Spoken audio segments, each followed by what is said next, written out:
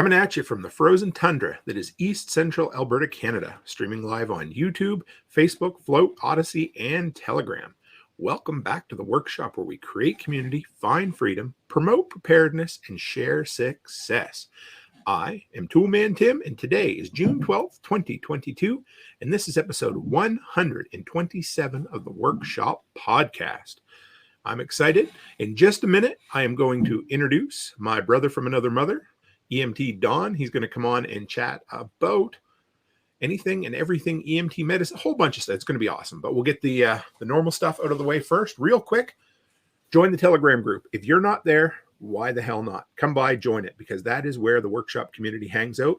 Link is in the description. I have launched a TikTok channel. So, all those youngins that are over there on that end of things, apparently there's been enough people. Actually, John Willis is the one who kicked me in the ass and said, if you're not on TikTok, you're stupid, in other words. So I did it, and I'm seeing growth really quick. Again, link is in the description, guys, so check that out. And we got a kind of a cool one coming up next Sunday. James from Gingerbread Farms. I put the word out that I was looking for someone who's an expert on electric vehicles. He's going to come on, and we're going to have a great chat about, I don't even know everything, but he knows a lot more about it than I do. So it's going to be a lot of fun because I want to pick somebody's brain because that's the future and we're heading there. And tonight, you guys know I always start with a today's tool section. And my buddy Don will like this one. I picked out the Leatherman RAPTOR folding EMT scissors tonight. And I can see him in the background chuckling because besides being a good teacher, he also loves to give things away. And he gave me a pair of those folding EMT shears that fit right into my pocket. And they are incredible. So check them out. The link, again, is in the description. It's in on the audio, the video, and anywhere you're watching. So without further ado, let's bring on Mr. Donald Young. Hey, sir, how are you? I'm good. How are you? Very, very good. So you just come back. You just come back on the boat from Ireland, did you? I did. Lots of green, lots of sheep. How was that? If you would have asked me when I was in my 20s, what did I think of Ireland? I would have been, but now that I'm in my 30s, I'm like, okay. It was, but to be honest, it was absolutely amazing. I want to go back. So what took you there? It was my wife's uncle passed 2020. Okay. And it was a memorial service, and the COVIDs really messed things up. We were going to have a service out there for him, and with the COVIDs, well, it didn't happen. Travel, international, domestic, just forget about it. It finally happened this year. It was a great send-off. There wasn't a dry eye in the house. Spectacular. No drinking involved whatsoever, if I know Irish people. Of course not. There was a lot of Guinness had on everyone's part. I was never a big Guinness fan. I don't know why. It's okay, but it's an acquired taste, I think. Well, what do they say? When in Rome, but when in Ireland, I had to. It's like being in Newfoundland and drinking Screech. They love their stuff out there. So tell us, anyway, I should let people know before we get too far into this, but we met in person at LFTN this year, which was cool. We get talking and I'm like, well, shit, how do I know his story from somewhere? And about 2 years ago, you were on Living Free in Tennessee? Yes, correct. So you're a celebrity then? Yeah, sure. He's a celebrity with the heart of a teacher. A gifting heart, and he's funny as hell too. So anyway, let's tell us your story, Don. Where did you come from? Where do you live now? What was your first high school job? That kind of stuff. All right. I grew up in Illinois. I live in Illinois. Chicagoland area, public high school. Revis, graduated 2005. Dabbled in college, did my thing. Really had no direction in life. I was I was an entrepreneur and a free spirit before I knew what those things were. And so nothing really satisfied me. But listening to my grandpa, the man that raised me, he's like, Don, you need to work a 40-hour job and you need as a man to bring some income in. So it's like, all right, he say something like that, I would listen. So my first job right out of high school, I was working for Sears Auto Center selling tires. Just basic work. That job taught me a lot. It taught me about people. It taught me about life, and I was commission based. One of those things where I'm very introverted. Bullshit. But just because of But because of that job and the path I was on, I had to learn to kind of fake it till you make it. So if I needed to, pay rent, it's like I got to sell some tires, I got to sell some batteries. We need some brakes on some cars. Let's go. Left that job, and then I was unemployed for 1 month, exactly 30 days. And then I got hired into a local grocery chain, and that's where I spent a good hunk of my days. Um, and that's really what kind of sparked for me. I love to cook, so I Okay. worked in a deli. I worked in the meat department. That really taught me people. That really taught me food. That really taught me that people as a community, if you have them at your table and you can share a conversation, that's where real communities, made. So that's when we're talking at Living Free in Tennessee. Yeah. We were at a table. We weren't sharing a meal at the time, but after that, how many did we share? At least 3 or 4. So Absolutely. The food that's was one of good my too. absolutely that's one of my founding things. You know how you stand with me if I will have a meal with you at my table or at a table. And I joke with some of the guys I work with. So, Don, would you have dinner with me at your table? It's like, no, I'll give you a doggy bag. It's like, you jackass. It's like, love you too. So, I was fed up on the customer service side. It was always one of those, what can I get for you? Well, could I get some Crockett's ham, half pound, shaved thin? I'm like, okay, what exactly is this doing for me? Here is Don in his 20s, all these hopes, careers, and aspiration, uh, doing nothing, sitting in a service counter. And then I see, my people around me just going off and doing amazing things. Hmm. Well, I wasn't happy with that. And then I left for just about a year. And I started doing security for a couple different places. Had some real fun doing that, learned some things. And then doing security, I went back to the same grocery chain I was working for. I'm working as a loss prevention manager.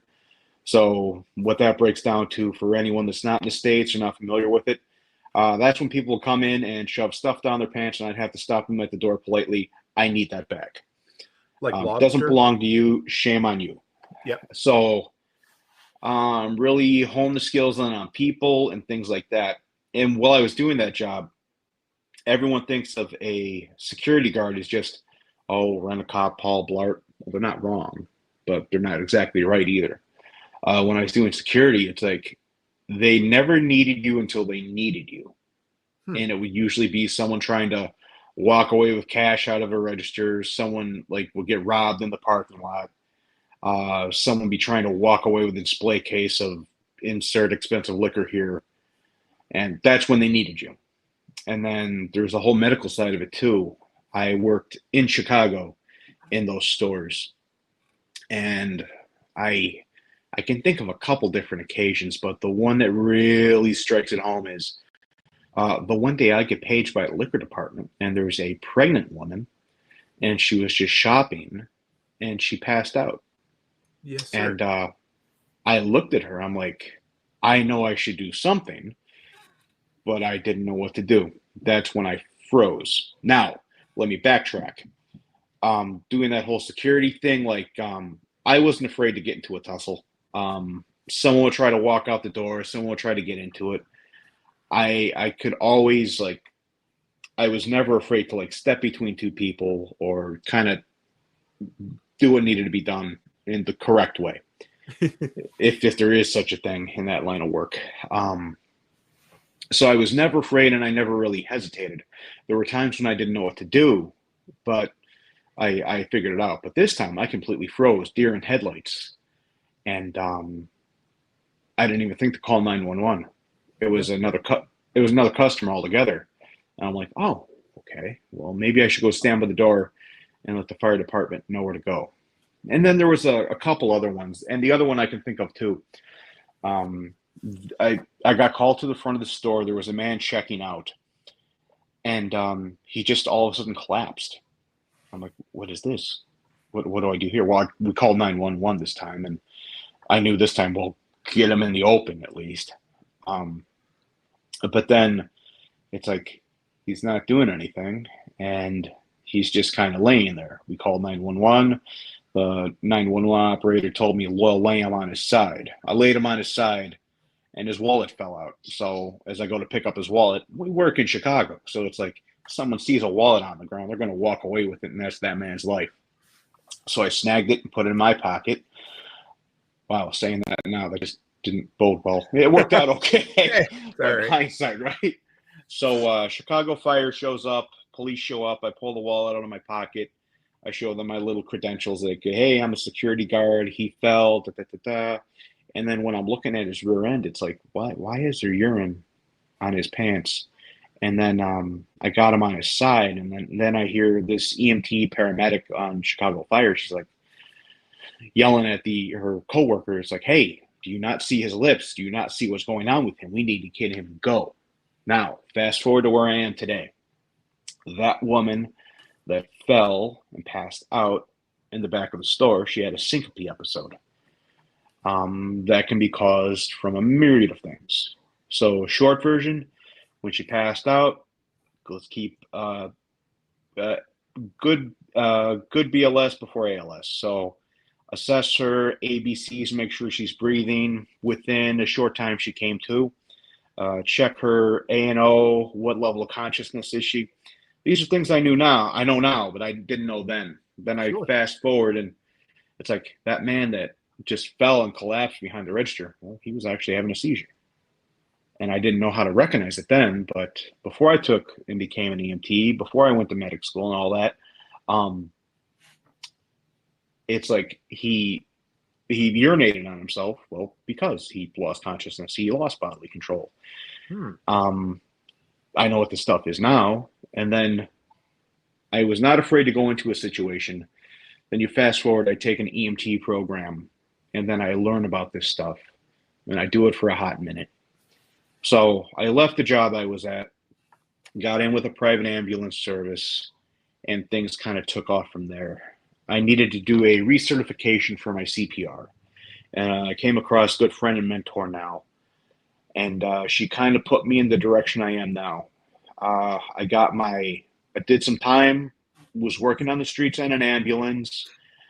I was doing time in the classroom. So for about a year and a half straight, I was 7 days a week, 16-hour days. I was on an ambulance for 12 hours, and then I'd go work the next day 15, 16 hours in the classroom for 2 different classes.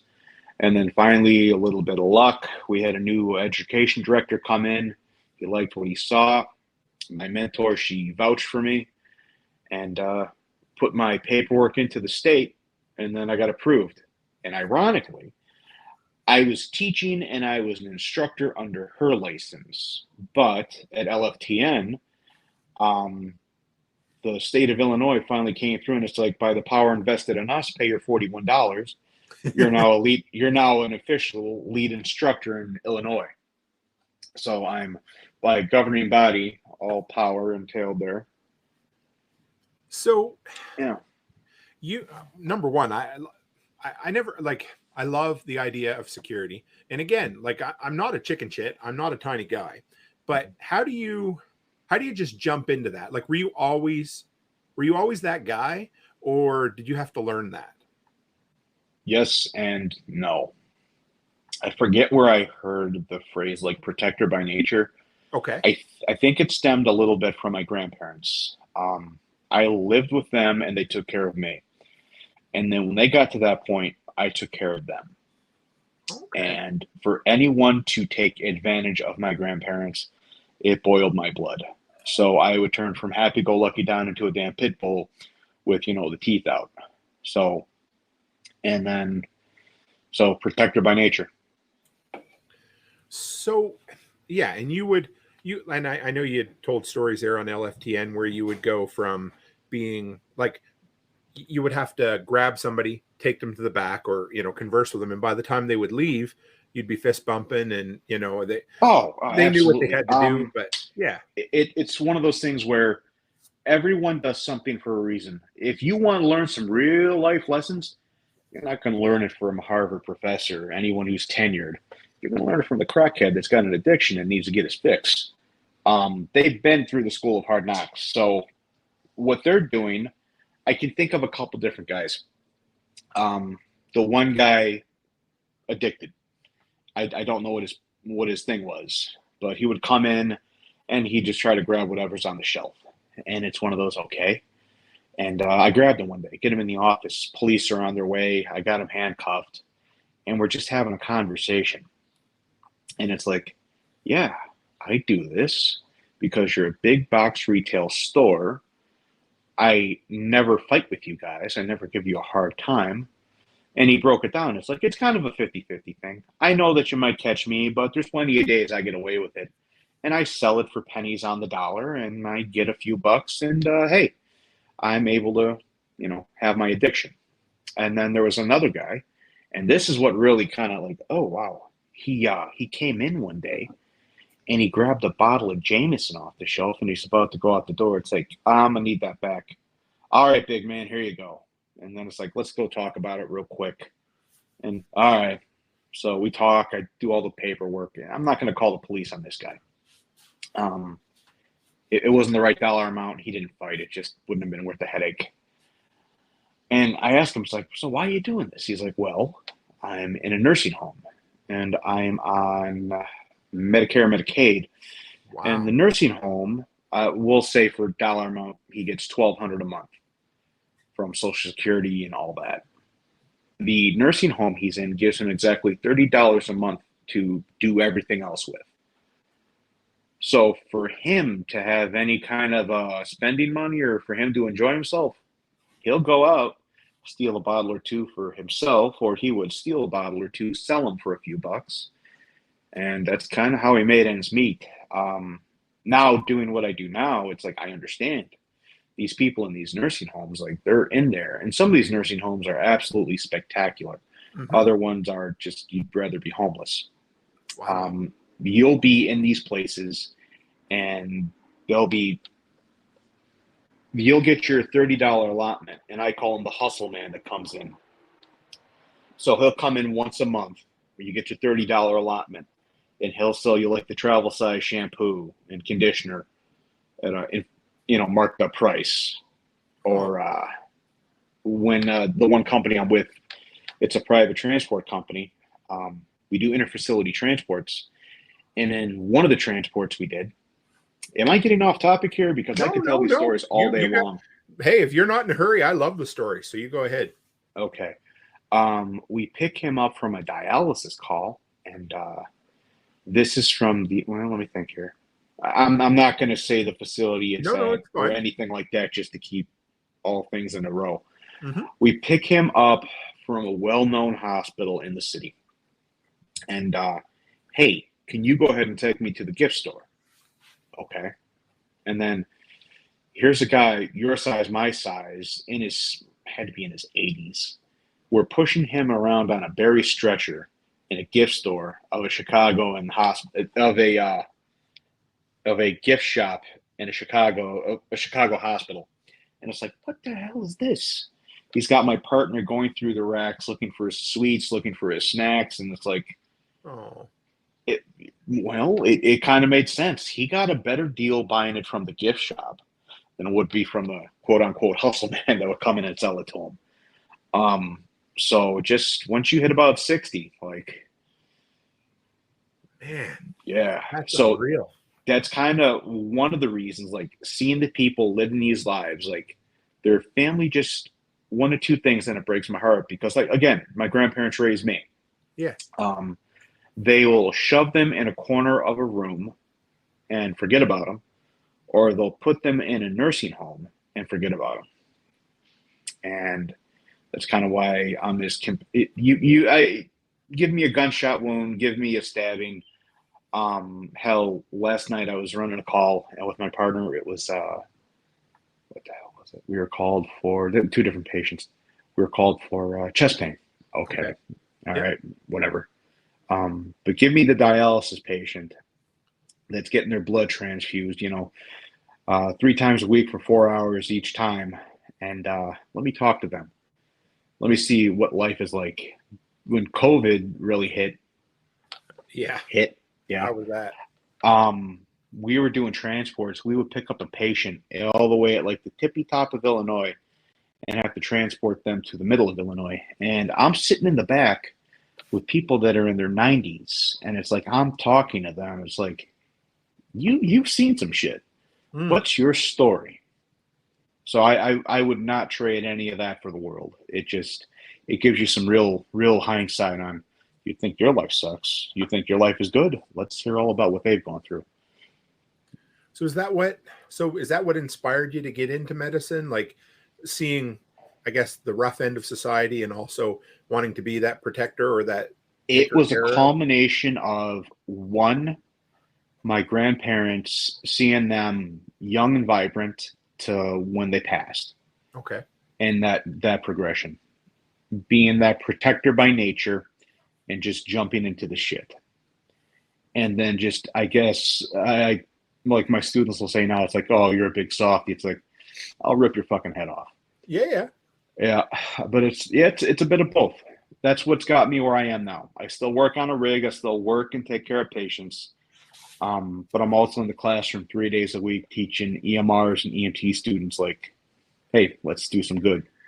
I thought you were a full-time instructor. That's cool. So Nope. What's your weekly schedule like?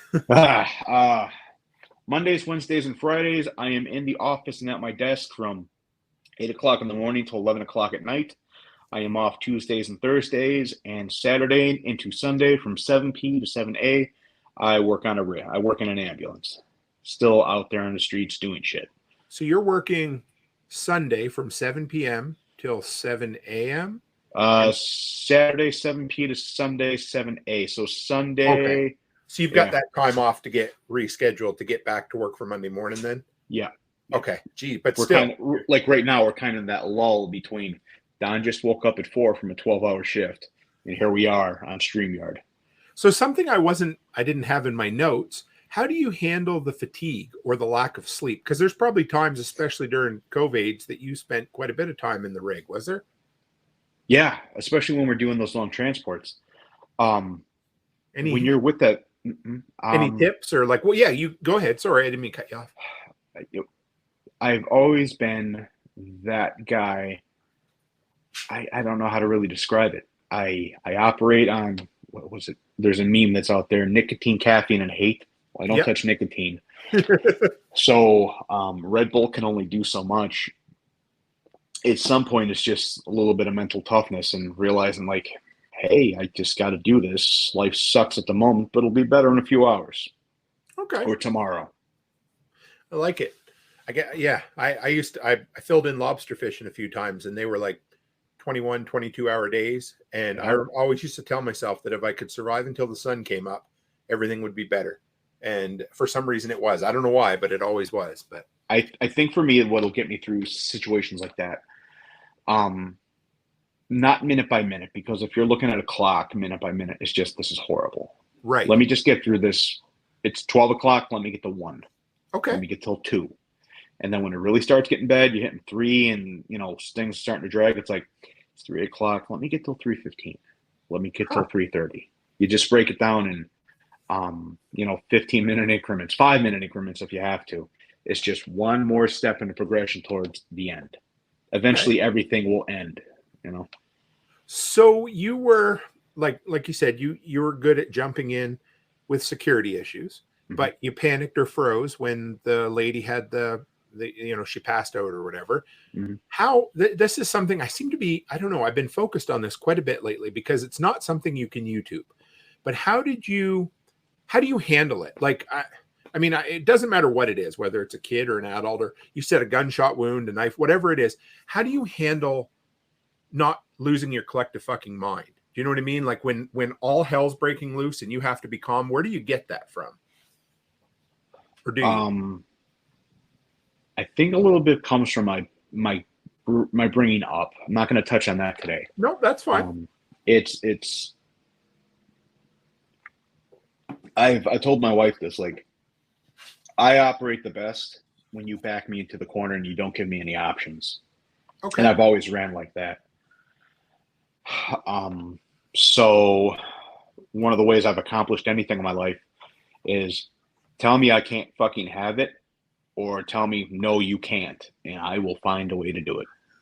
Fair enough. So when you have a situation just go sideways, action beats reaction every single time. And when you pick a course of action, even if it's wrong, you just have to go with it.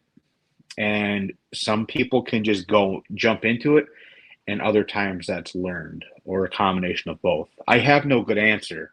Mm-hmm. I hope what I just said right there kind of gives you a little, headway of. So when you say action beats reaction, you mean, in other words, get in there and start doing something, and that's better than standing around emoting? Something is almost always better than nothing. How many times, do you know how many are in the audience right now? Live, it's hard to say. There's 10 right now on the YouTube Okay. channel, and there could be lots on different spots. So we'll just say 20 for a round number between the two of us and who's ever out there in the audience. Yep. I just kind of want everyone to think back to a time, be it in school, be it at work, at home, you're drinking at the pub, whatever it is, and then something came up, be it small, major, and it's like, I know what to do. But it's like, I'm scared. I don't want to. I don't want to look like an ass. And so you just kind of pulled yourself back, didn't do anything. Then the person that jumped forward and did what you were going to do was the right answer. Yep. Or even if they didn't have the right answer because they took action, they look good, right? I think that was the hardest thing for me to overcome. And that's what really gets you into it. If you think you know what to do, at least try. Okay. And if you don't know what to do, this is one of those times, it's not fake it till you make it. If you really don't know what to do, then don't do shit. Okay. My mentor would say in EMS, we do no harm. I'll say we do minimal harm, because sometimes those interventions we'll have to do to a patient, the mild discomfort will bring them long-term care, just a better quality of life in the long term. So, I mean, that could be is it possible to like break somebody's chest cavity when you're doing yeah, I did it. Right. Yeah. So I'm working a full code, and we got him on the ground, and he went from, concave chest to convex. It's like we're thumping ribs here. It's like, but the first thing that popped in my head when that happened, that happens because you're doing high quality CPR. And we just continued on with what we're doing. And it's like, okay, c'est la vie. So what are the most, now are you still in the Chicago area doing EMT work, or not quite? Still in the Chicagoland area, correct. Okay. And there's, that's a gun-free zone, right? Define gun-free. Yeah, less gun-free than Canada. I just remember when I was in Chicago, all the signs that said no guns, please, and I figured, well, that must work. Except you hear the news stories where it doesn't always happen, right? Yeah, so, gun control that works. Hey, Texas, right? Yeah. So let's. I mean, we got as long as we need, but let's touch on the high points. So I mean, if somebody's walking along, I guess let's start with a car accident, right? If I'm the first person to show up, if I'm driving along, like a couple years ago, we were heading down to San Diego, but we had to go through the mountains first. And the car pulls out to pass me and just fucking eats shit and goes right in the ditch. They were fine, but we were the first ones there. So what would you do? Like what can somebody do? What should you have on hand? That kind of thing. Okay. And this is not medical advice. This is just. I'm going to give you a Jack Spirko answer for this one. It depends. I figured that through your head. I get a question similar to this all the time. I hate what ifs, but what ifs are teaching moments. Mm-hmm. Okay, so what if this, what if that? And the answer is always, it depends. A EMT, a paramedic are nothing without their equipment, tools, and teammates. So me as private, paramedic Don, Joe Schmo in my car, I'm where you're at and I see shit. If that car goes down in a culvert, a gully, I have to think back to me. I am no good to my family if I become a victim. Right. Okay. So it's one of those. Can I pull my car over in a safe position and put my four ways on and then call 911? Do I have cell phone reception? Okay. I pull over and I'm in a mountainous area and I have no cell phone reception. Yep. I look down. Are the people okay? Are they not? Well, me without any kind of backup, well, 350 pounds, 6'1". I'm not spelunking or climbing down anything. I'll leave that to the professionals. I would say the best thing you could do in a situation like that is be the best witness you can. If you're in a safe position where you can pull and you can park, turn your four ways on. Don't try to flag somebody down. If they pull over, say, hey, what's going on? This happened. I've already called 911. Just keep it flowing. If you're in when I was driving down to LFTN, yep, I came across a couple of spots where there's no cell phone reception. I'm like, okay, what would I do? I'm not a real big hand guy or anything like that, but it's one of those, can I walk to a homestead or a farmstead and get help there? Or is it one of those where if somebody passes by, well, it's like, hey, they're down here or I'm in distress. Can you give me a lift or can you go to the next, place where there's people and let them know in this place right here, people are in distress. That's one of the easiest roundabout answers I could give you. No, that's good. What about we'll start with like a basic first aid kit or emergency response, whatever you want to call it. I don't know what your technical like for in a vehicle, something you're gonna. Do you travel with one? Like when you went to LFTN, did you have anything in your vehicle? I had three. Okay. I'm sure you saw me carrying around that big old duffel bag. Yep. I volunteered for medical along with I believe his name is Kerry. Yep. Yeah. Kerry. Yep. Kerry Brown. He's a good one. Yeah, I had everything in there from a tourniquet and a suture kit to fucking Barbie Band-Aids. Nice. Not Barbie, but it's like a little bit of sunscreen, a little bit of liquid IV, everything in between. I don't like to say first aid kit, IFAC, blowout kit, trauma kit. I like to term it as a wellness kit. Okay. And that can entail what works for you, your family, your situation. For LFTN, I put myself in a setting. It's like, what would I need for sub 100 people to keep everyone going? Closest hospital is about 30 minutes away at a slow drive. Okay, so what would I need to do? Well, I had stuff for sunburns. I had stuff for insect bites. I had tourniquets. I had gauze for trauma dressing. I had Benadryl. I had Epi. I had, if I needed to, I had a BVM in there, bag valve mask for someone, stop breathing. Okay. We could actually put an advanced airway in and we could bag them and keep them in a good way. If it's for you and you're just a layperson, you do a lot of videos on home improvement and tools. For you, I would have something along the lines of stop the bleed.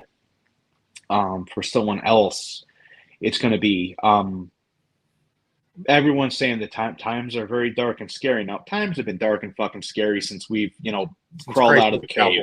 Yep, absolutely. Everything. So it's what you make of it. What works for you? Are you on medications? Do you know what those medications do? Do you know where those medications come from? Is it going to be one of those, insert medication A that's paid for my insurance, but your insurance changes up. It's like, we no longer pay for this. Are you going to be able to afford that medication that's now like $500 a month? Or is there something else you can do? Do you know how often that prescription's refilled? What kind of underlying conditions do you have? You have high blood pressure. Well, what can you do for that without your medications in an austere setting? For you and me, let's be brutally honest. We could lose some weight. Yep. That's one of the best things we could do. Are you consuming an alcoholic beverage, sir? I am. In an austere setting, maybe we should put that alcoholic beverage aside and use that for barter. I think you're right. Not today. It depends on you. When I was at the first Self-Reliance, I had a couple people pull me to the side. It's like, hey, in your wellness kit, why did you have toothbrush, toothpaste, a bar of Ivory soap, and tampons? It's like, good question. Here's the answer.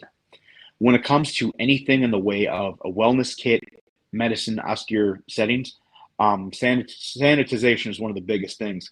That bar of Ivory soap could be worth its weight in gold. Amen. You can wash your body with it, just everything with it. And if you're conservative, it could last you a very long time. And let's be frank. You have a wife, I have a wife. Yes. When Aunt Flo comes a knocking, if they don't have their proper feminine products, life is good for no one. So, and then one of the biggest things that lead to infection in the blood, or we don't take care of these things. So, proper maintenance of our teeth and gums, it's important, you know.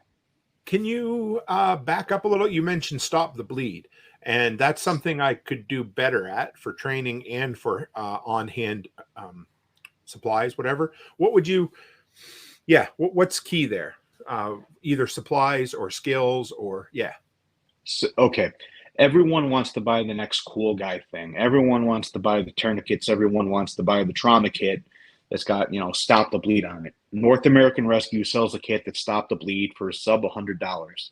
Okay. And everything in there is great, but fuck that shit. I can make my own for less. Mm-hmm. Sorry, North American Rescue. I'm never going to have them as a sponsor if I go with anything. When I say stop the bleed, let's start small and work our way up.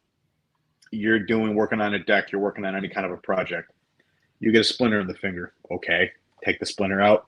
You got to have a little bit of a bleed. Well, wash your hand and put a Band-Aid on it. You stop the bleed right there. Yeah. Duct tape, electrical tape. Actually, Gorilla Tape is spectacular. I keep that in all my kits. Cool. That does a lot. Moving on up, you get a small scraper and abrasion. A roll of gauze. Just you can make bandages and dressings out of just about anything. You start going up from there. Curlex, gauze. If I would have thought about this, I would have brought some of the cool guy stuff home with me so I could show it right here on the camera. But I can make bandages and dressings out of the shirts we're wearing, right? Okay. When you buy the high-speed, low-drag stuff, all you're paying for is the same stuff you can get from insert Walmart, CVS, Walgreens, and you get it from North American Rescue. The only difference is it's the same thing, just vacuum sealed in a fancy package. So, okay. Yep, it's all about how you want to improvise it. The one thing that's very hard to replicate, and I actually have a standing bet with all my students in class. I believe I touched on it in the video we did in LFTN. Yeah. The standing bet is I have $100 in my wallet to the person that can take and put a belt on my arm as a proper tourniquet and cut off blood flow. If you can do that on my arm, I will give you $100 American. That's crazy. Son of a bitch. Almost every student tries. It's like, let me try again. All right, go ahead. And then they'll really try to torque it down. And it's like, that is an amazing pressure dressing, but that is not a proper tourniquet. The one thing that you can't replicate or is very hard to is an actual tourniquet. That's why that's one of those things I like to – I love tourniquets. I've got so many different kinds. They just make me happy. Is a belt better than nothing, or are you wasting your time at that point? No, something's better than nothing. If you have a bleed that's an arterial bleed and it's one of those that's squirting blood out. Yep. Well, let's break it down very simple here. Your heart's pumping and contracting, right? Yep. Squirt, squirt, squirt. So having, shirts on there, wrapping it down with a belt, like I said, it's not a tourniquet. You're doing a hell of a pressure dressing. That's better than nothing. It's going to slow it down somewhat. So say I'm out. I try to be careful, but I've had many nasty injuries to my left hand over the years because that's my holding hand, right? Tool in the right hand. Hope this never happens. And I'm going to, but say I nick my finger, take the end off with a circular saw or something like that. And I'm all by myself. And because I work by myself 98% of the time. What do I do? Where do I start? Quit working by yourself. Yeah, I wish I could. I know. Well, it depends. Thank you, Mr. Spirko. It's one of those I really couldn't give you a good answer, but rip your shirt off and wrap it around it.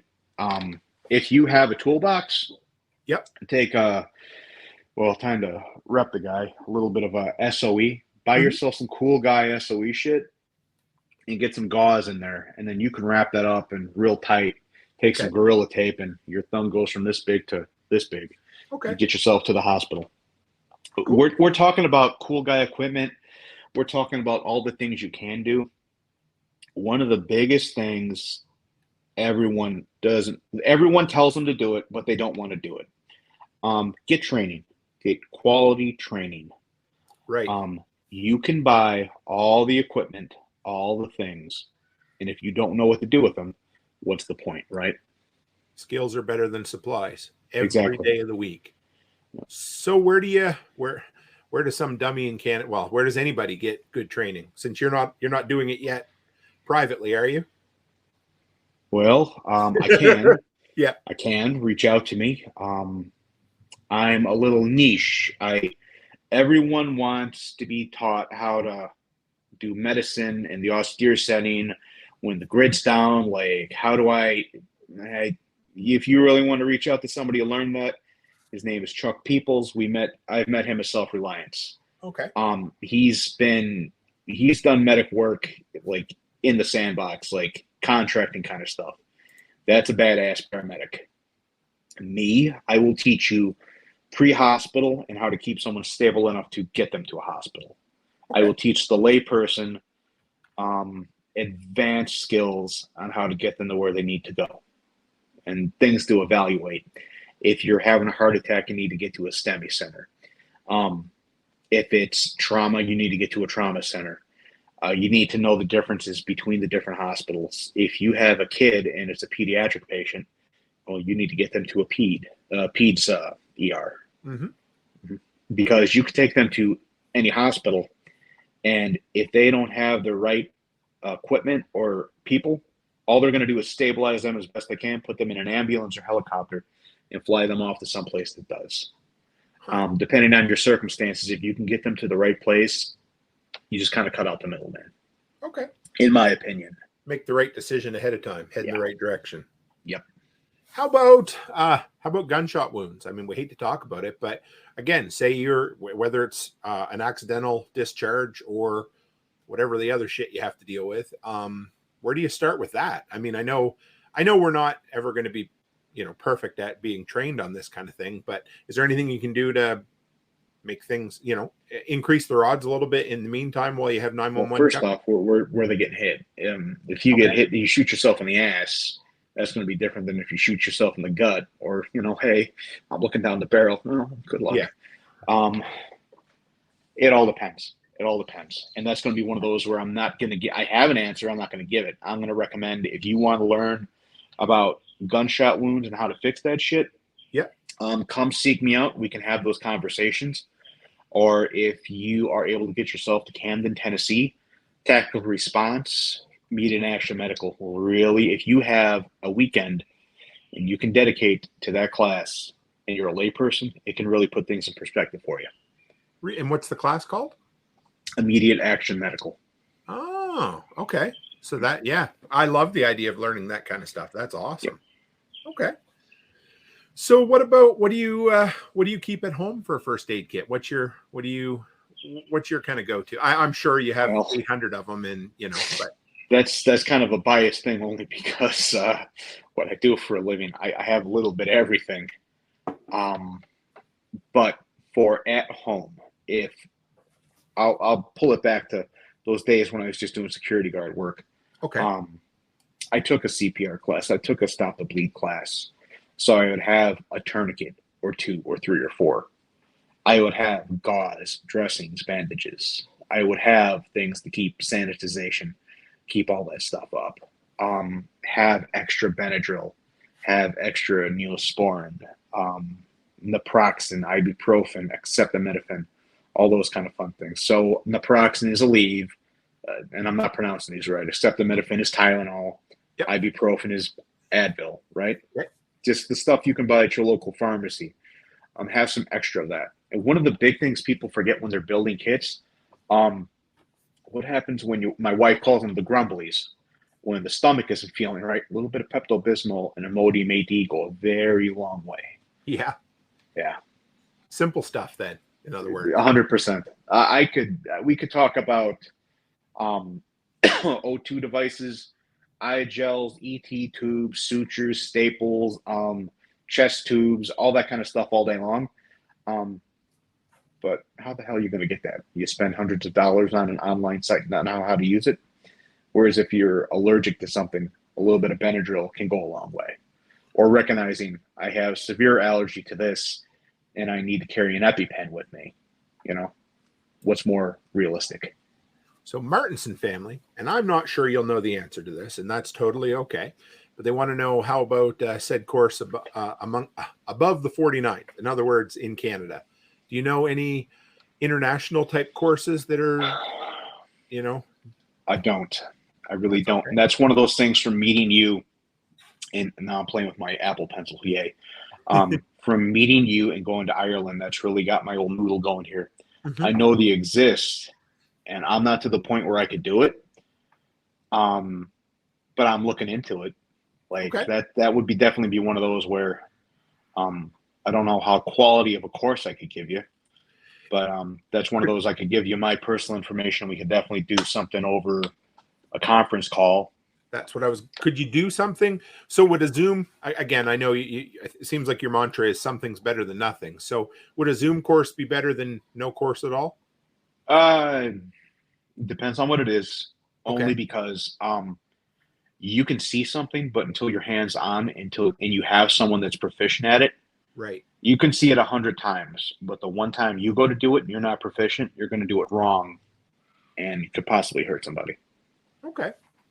That's cool. Well, we'll maybe we'll have a few conversations about this over the next few months, because I think it'll be something worth pursuing, because there just isn't a lot. I'm doing my best right now to reach out to preparedness and freedom-minded people in Alberta. You know, I've 4 or 5 people right now that I've made really good contacts with, and there's just not. We don't have that established community north of the border yet. So it's coming, maybe that's part of my calling, is to develop this kind of stuff up here, because we could use it.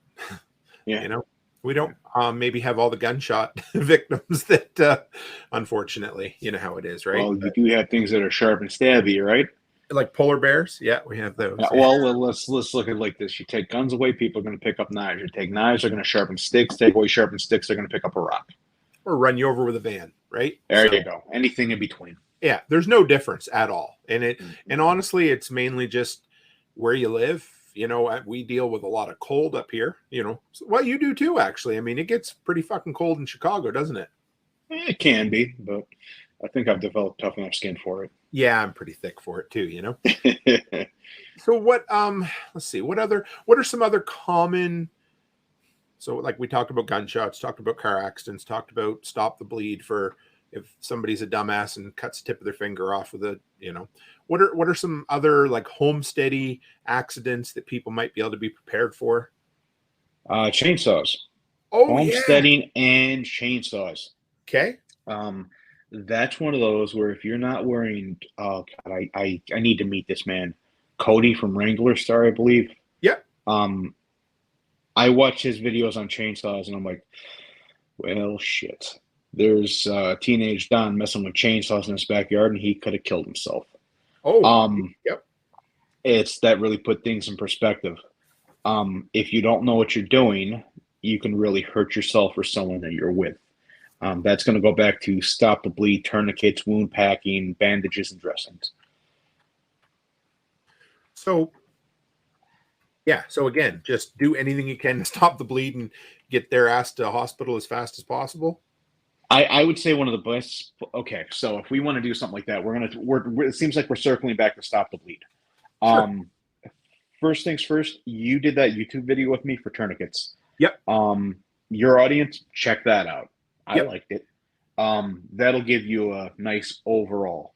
Okay. Then you can start going into a little more niche stuff, figuring out what kind of tourniquets you like. Do you like cat tourniquet versus rat versus soft T versus SWAT T, all that kind of fun stuff, and what do you have available to you? Then in your local area, taking a basic CPR course or Okay. first aid course, talk to them and it's like, hey, I just took this first aid / CPR course. I'm interested in stop the bleed, or I'm looking to advance myself further in medicine as a layperson. Okay. They can probably put you in contact with someone that does it in your local area. Be it, I don't know how your EMS service works in Canada, but almost every CPR instructor that I work with, they're at least a paramedic, they're a nurse, and they do something along those lines, or they know someone else that does. That will be a good way to start. Okay. And then if you're going to get that kind of training, vet the kind of person that's doing it. Ask them questions. When's the last time you actually had to do this? How long have you been doing this? Where did you get your certification from? Oh, I just happened to take an online course and now I teach all about. I'd be a little hesitant. Maybe I would take the course for the knowledge base, but I would seek someone out that's actually had hands-on experience. Okay. That's cool. Not many people recommend vetting the instructor, but I like that. Yeah, yeah. I mean, you're going to spend money on the course. You're possibly going to take someone else's life in your hands based on their expertise and advice. Yeah. So take a minute and vet them, hey? Very much so. Ask for references. Who do you know and who can I call that can vouch for you? Okay. You can talk to my cat and my aunt. I wouldn't go to them. Yeah. Yeah, I have a YouTube channel about it. Yeah, I haven't really done anything in person, but hey, yeah, so what about so I'm really good at getting shit in my eyes because I'm really lazy with wearing eye protection. Yeah, really stupid. I've gotten better at it, but you ask Becky, she'll tell you. I made 2 trips to the ER in 8 days one time. Oh, Jesus. For getting shit in my eyes twice. You'd think I'd have fucking learned the first time. So anyway, I've gotten better. I do wear safety glasses all the time now, like safety sunglasses. But what does someone do if you get, I don't know, sawdust, dirt, splinter, shit in your eyes? Again, it all depends. If you get just a little sawdust in your eye, yep. First thing, fight the urge to rub it. Mm-hmm. Because at that point, all you're doing is just, you're grinding it in there. Clothes. One of the biggest things when we're talking about any of these scenarios, and I can't believe I didn't touch on it originally, is just remain calm and think about what's going on. I think back and I think to my childhood, and I was in a swimming pool with my sister, and I went underwater, and I looked up, and all I can see is the sun and a tree, and like all the little, and I remember getting up. And I just ran to my grandma, and I'm choking on water. And then she says to me, just calm down and breathe. And now just every time I'm kind of in one of those really shitty scenarios, calm down and breathe. Sure. Just take an extra 15, 30 seconds. What do I need to do? You get something stuck in your eye or in your eye, a little bit of dust, cover it up, close the eye. It's going to hurt. Fight the urge to rub it. Okay. Bottle of water and flushing it. That's an amazing thing. Nice. They sell flushes for your eye. Yep. If you have something impaled into the eye, that's going to be one of those. If we're going to talk like in the austere setting, well, perfect world, I get something stuck in this eye. I'm going to cover up both eyes and take like a cup, put over to protect, and then cover up this eye. I can't see you for shit right now, Tim. That's a great thumbnail right there. Yeah. Love it. There you go. All for you. And that's perfect setting.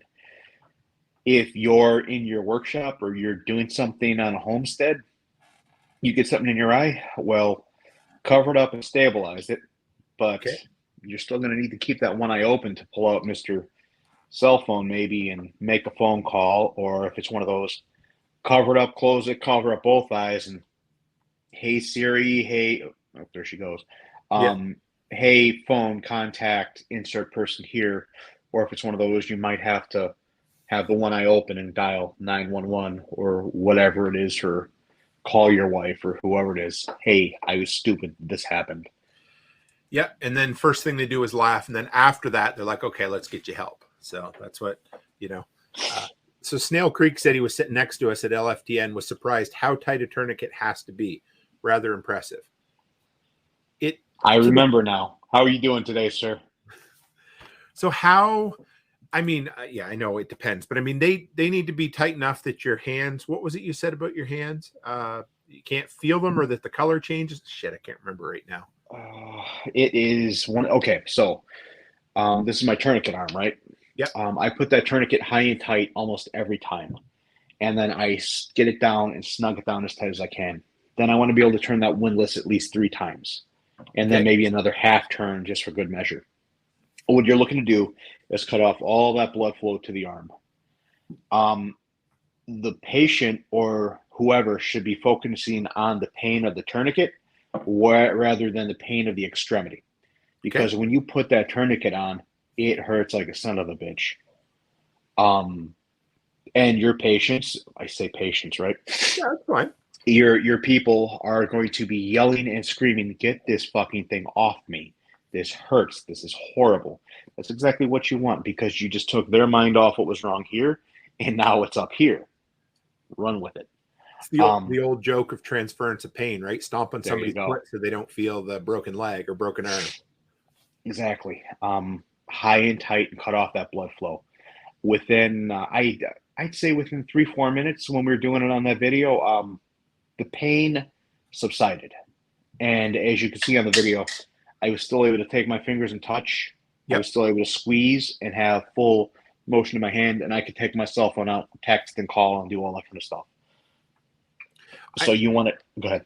I was just going to say, I'm doing prep for the show. I think it was Los Angeles hospitals. They did a thing that proper use of tourniquet before going to the hospital increased likelihood or decreased likelihood of amputation by 8 times. But I thought that was pretty neat, or bleeding out too. And I was like, okay, cool. Yeah. And it's something, again, if you're out chopping wood or doing whatever, it's totally doable to put on yourself, right? Yep. 110%. When you have a tourniquet, you're going to want to have it staged where you can access it with both hands. And this comes from a little bit of training attack response. They'll train you to put that thing on in less than 30 seconds blindfolded. Wow. On arm, leg, and get it on there tight enough to where it's, there's no blood flow. I had Greg on 2 Sundays ago from what's it called, the Apocalypse Preparedness School at Edmonton. He did terms in Bosnia and Afghanistan, and he said in Afghanistan their drivers would put on tourniquets before they would start driving in the morning. And I thought how sad that was. And he said on many occasions they were put to use. So so in other words, be as proactive as you can in practice. 100%. If you're going to buy one tourniquet, buy 2. One for use and one for training.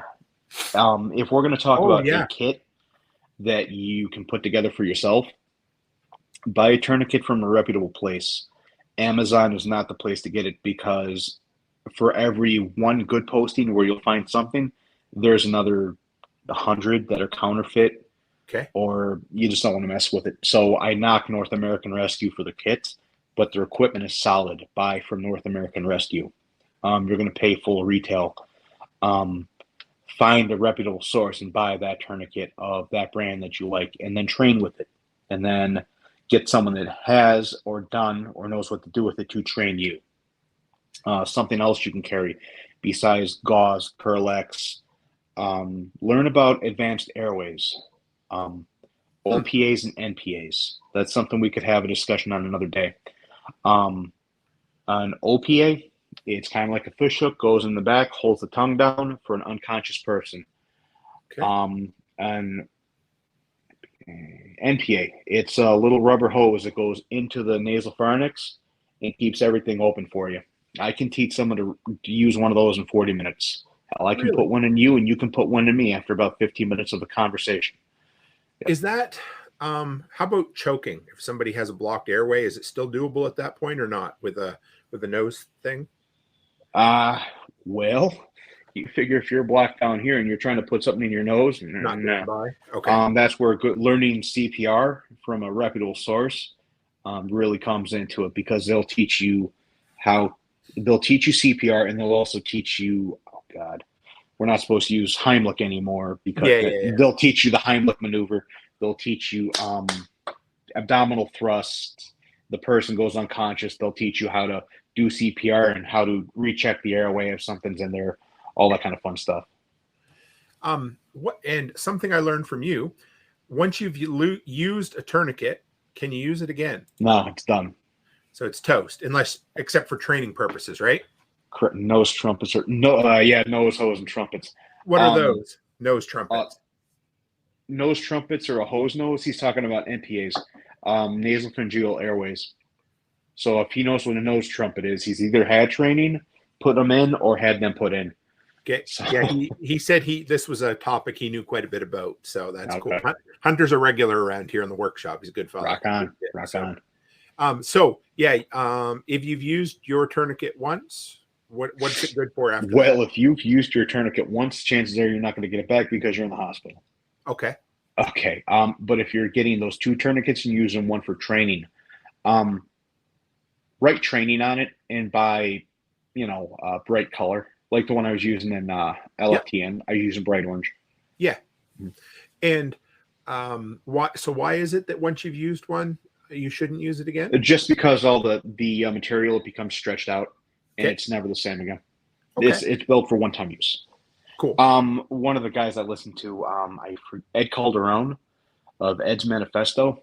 Okay. I've never met the man in person, but he'll tell about his times when he was working down south. They would carry tourniquets and they would have to reuse them. And if you really had to in an austere setting, yeah, I guess there's a way you can sanitize them. But while things are still good, buy 1, buy 4. Okay. What's his show called? His name is Ed Calderon, and his handle on Instagram is Ed's Manifesto. I'm going to put it in the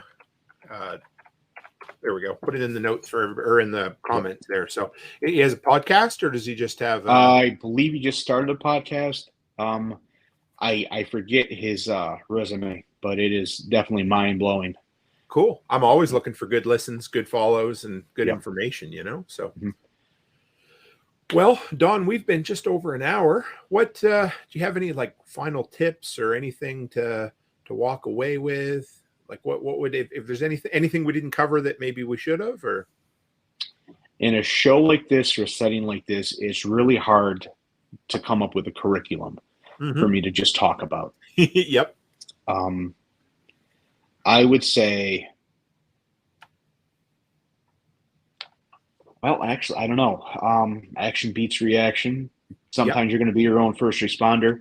And we were having that conversation of, if something's happened in your life and you froze, well, maybe figure out now if you're able to respond to it and take care of things, or if you're going to be that person that's going to be on the sidelines.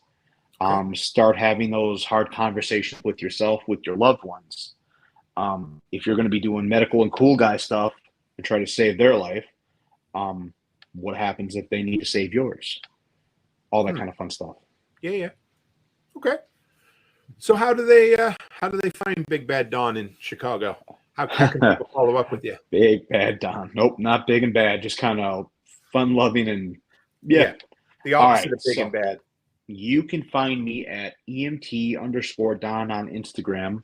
Yep. And you can reach out to me at don@ambulancedriverconfessionals.com. That's how you can reach me directly.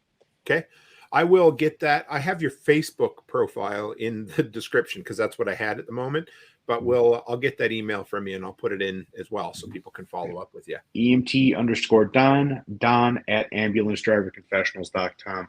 And remember, at Ambulance Driver Confessionals, we hit them with the weed wheel.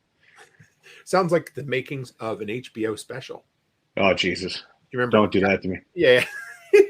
Well, thank you, Don. I appreciate this. This was fun. I didn't know. I wanted to get you on and pick your brain. And if you're up for it, I'd love to have you back in a few months again. And we'll put together more of a focused kind of idea, Okay. Definitely sounds good. Cool. Okay. If you want to hang around the background for a minute, I'll close up here and we'll be all good. All right. Sounds good. Thanks, Don, again. No problem. Thanks for having me, Tim. Very welcome. Well, thank you, guys. Don's a special dude, and I mean special in the good sense. Just an awesome guy with a great heart. Loves to give his time and his knowledge to everyone else. So, guys, reach out to him if you have information. I got a feeling we're going to be seeing a lot more of Don in and around our community and all of the freedom-minded communities, because Don is destined for great things, and I appreciate him coming on the show. So, guys, like I said, we got Thursday coming up is a preparedness episode. We should have one on Saturday. Haven't settled on the topic yet, but we're going to be talking electric vehicles on Sunday night, and that's going to be awesome. So anyway, guys, I tell you this, and I know in the summertime there's 1,000 things on the go, but I always appreciate you dropping by and spending your hour with me. And I try to respect your time by bringing the best guests I can, who bring the best information as you can. And yeah, I appreciate it. And guys, as always, stay happy, stay healthy, and have a great week.